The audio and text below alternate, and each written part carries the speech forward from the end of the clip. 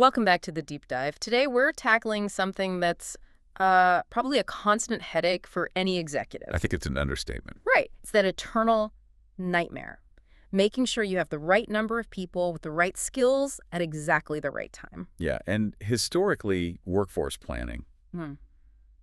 it's felt less like a science and more like a high-stakes lottery. A Yeah. total guess. Companies would just look backwards, Yeah. what was our attrition rate last quarter? And then try to project forward based on, well, a manager's experience or, like you said, just a gut feeling. And if you're relying on gut feeling in a market that's this dynamic, you're always playing catch up. You're Always. just reacting to these crippling talent shortages, scrambling to fill a gap after your best performer has already walked out the door. And that reactive approach, it doesn't just mess with operations, it costs a fortune. Exactly. So our deep dive today is all about how that traditional guesswork is being, well, systematically replaced by advanced machine learning. We're really zeroing in on AI-powered workforce planning, and specifically these things called predictive turnover models, or PTMs. So our mission here is to unpack how these tools use big data to really change the game for staffing decisions, That's Brett. it. How they reduce those churn costs and, hopefully stabilize the entire business. Okay, let's start with a really foundational question. When we say AI-powered workforce planning, what are we actually talking about? Is this just a fancy new software package, or is there a real fundamental shift happening here? It's a genuine shift, a huge one. We're moving away from what's called descriptive analysis. Which just tells you what already happened. Right, it just reports the past. This is about prescriptive and predictive analysis. We're talking about using artificial intelligence, machine learning, to analyze these huge, diverse data sets.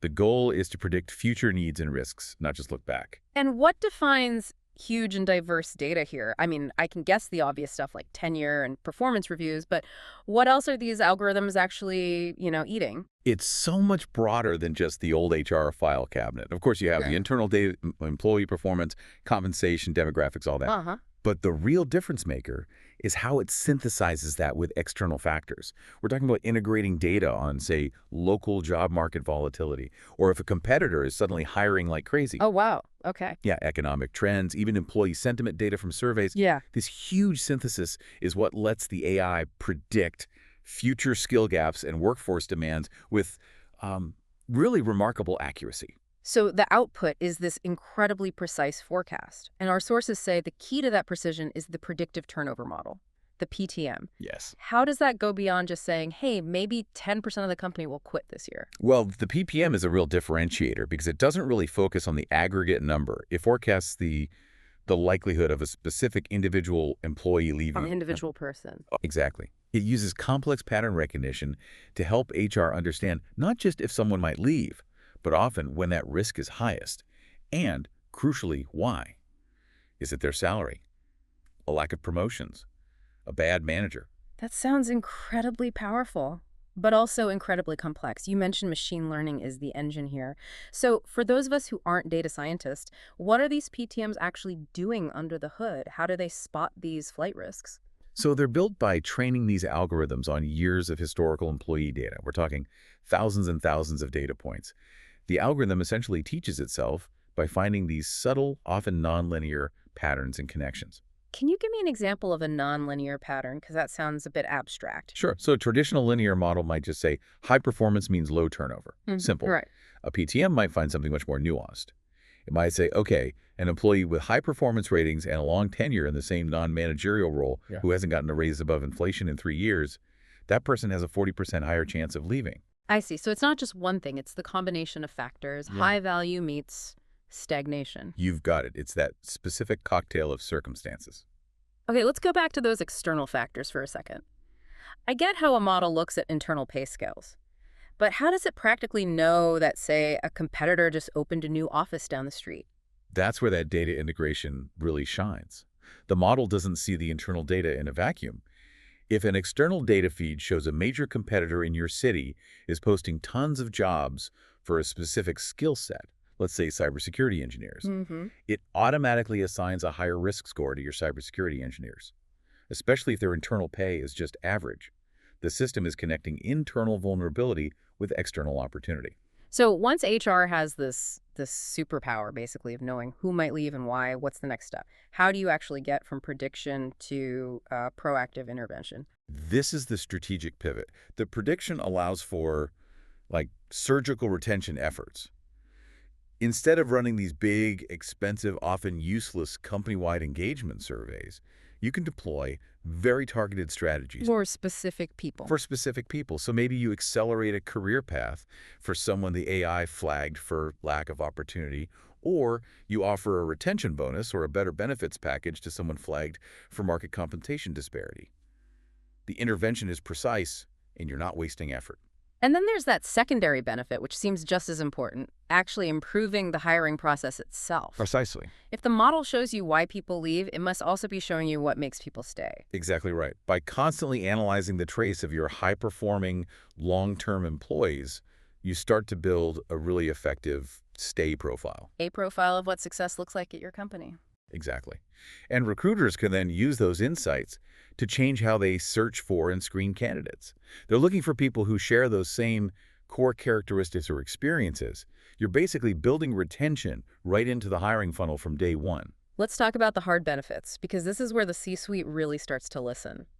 Cost savings, we all know turnover is expensive, but what kind of numbers are we really talking about? The costs are, Mm. they're substantial, and they're almost always underestimated. Okay. The sources we looked at suggest that replacing a highly skilled employee, someone in a technical or managerial role, can cost anywhere from 1.5 to 2 times their annual salary. Whoa. And what goes into that cost? Well, you have the obvious recruitment fees, then extensive onboarding and training, and then the really critical hidden cost of lost productivity while the new person gets up to speed. Not to mention knowledge transfer that just disappears. So if you can cut your voluntary turnover by just a couple of percentage points, the ROI on this kind of AI investment becomes, well, a no-brainer. It really does. But the true value, beyond just the dollars, is proactive planning. It's about minimizing disruption, and that's often priceless. Let me give you a concrete example. Please. Okay, imagine you run a big customer support center. Continuous staffing is everything.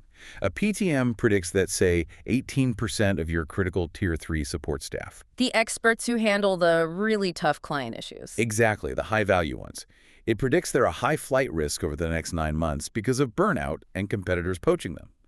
Without AI, your team just suddenly shrinks, client satisfaction plummets, and you're scrambling to hire anyone you can find. Which just creates a vicious cycle, right? Lower quality service, more burnout for the people who are left. The exact vicious cycle. But with the PTM data, the HR and ops teams can see this coming 9 months in advance. Okay, so what do?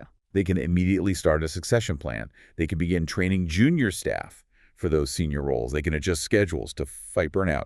And they can start a very focused recruitment campaign for that specific role to build a pipeline of replacements before anyone even quits. That completely changes the operational calculus. It's no longer a crisis. It's just planning. You maintain business continuity, and you avoid that catastrophic client disruption. This all sounds incredible, but it also sounds like a massive project. The potential is clearly huge, but we have to talk about the friction, the real-world challenges of actually putting this into practice. Oh, the path is definitely not frictionless. The sources we reviewed point to some major hurdles, starting with what might be the biggest one: data quality. Garbage in, garbage out. You said it. The problem is really acute in most organizations because data is just siloed everywhere. It's in the HR system, in payroll, in performance reviews, in engagement surveys, and none of these systems talk to each other. Right. These PTMs, they need accurate, consistent data over a long period of time. If your historical records are a mess, or if your performance metrics are subjective and different for every department, you're going to train the algorithm incorrectly. And it'll give you flawed predictions, potentially really damaging ones. Highly inaccurate. So organizations have to invest heavily in just cleaning their data house before they even think about turning the model on. So step one isn't buying software, it's digital housekeeping. What about the second major challenge? The complexity of the algorithms themselves. It's one thing for a model to spit out a risk score. It's another for an HR leader to actually trust it and use it. That's a vital point. These machine learning models, especially more advanced ones, can sometimes feel like a black box. How so? They give you these powerful answers, but the why behind the answer can be really hard for a non-technical person to understand. If an HR professional can't explain why the AI flagged a certain employee, Hmm. or if they don't really trust the factors the AI used, they're just not going to use the tool. Which means the investment isn't just in the technology, it's in the people who have to use it. Absolutely. Organizations either have to invest a lot in upskilling their current HR and management teams to be more data literate, All right. or they have to hire specialists, Yeah. people scientists, data analysts, people who can act as a bridge. They can interpret the model's complex output and translate it into clear, actionable business strategies. Without that bridge, you've just bought a very expensive tool that's going to gather dust. So, as we start to wrap up this deep dive, it's pretty clear this is just the beginning for data-driven talent management. What's the future look like for these predictive models? I think the future is just more integrated and more fine-grained. PTMs are going to get even more advanced by pulling in more unstructured data. Like what?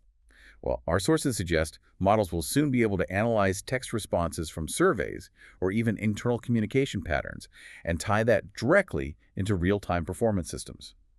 The prediction will move from being a monthly or quarterly thing to a near real-time risk assessment. So, it's basically creating this one huge, central, constantly learning brain for talent management. That's a good way to put it. Yeah. But what's really fascinating to me is the massive strategic shift this forces on an organization.